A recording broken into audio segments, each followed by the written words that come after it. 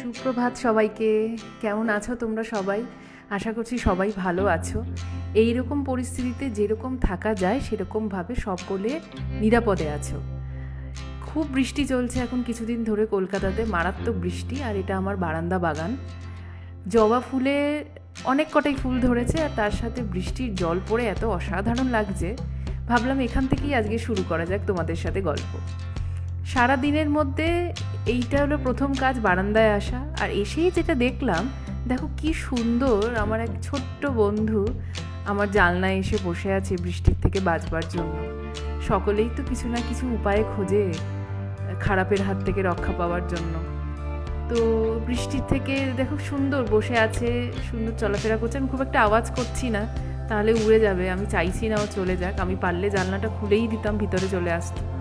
এই দেখো এখানে আরও একজন বন্ধু জয়েন হয়েছে ওনার। আমি সুন্দর বসে বসে দেখছি, সাথে এক কাপ কফিও আছে, যেটা আমার না থাকলে নয়। সেই কফি নিয়ে বসে বসে দেখছি।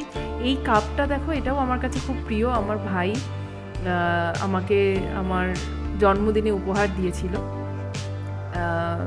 খুব সুন্দর, মানে গরম ঢাললে ভেতর থেকে আমার ছবিটা বেরিয়ে আসে। আর আজকের ব্রেকফাস্টে ছিল সাউথ ইন্ডিয়ান, আমার খুব বেস্ট ফুডের মধ্যে লাগে। বাড়িতে মা বাবা নেই বলে একটু পুজোটাও দিতে হয়েছিল। দুপুরবেলার চান টান ছেড়ে একটু পুজো দিলাম। বৃষ্টির ওয়েদার, মন মেজাজও ভালো নেই, এই জন্য খুব একটা অ্যাক্টিভিটিস নেই, একটু ল্যাদ খেয়েই চলছে লেজি ব্লগের মতো। তারপরে একটু রেডি হয়ে নিলাম, রেডি হয়ে বেরোচ্ছিলাম। আজকে আমাদের টলি পাড়ার থেকে বেরোনোর কথা ছিল সবাই, তার মধ্যে একটু দুপুরে খেয়ে নিলাম।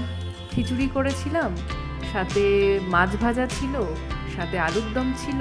বৃষ্টি মানে তো আমাদের বাঙালিদের চিরাচরিত খাবার, এছাড়া আমাদের খাবার হয় না এবং ভালোও লাগে না। এই খাবার খেতে খুব ভালো লাগে।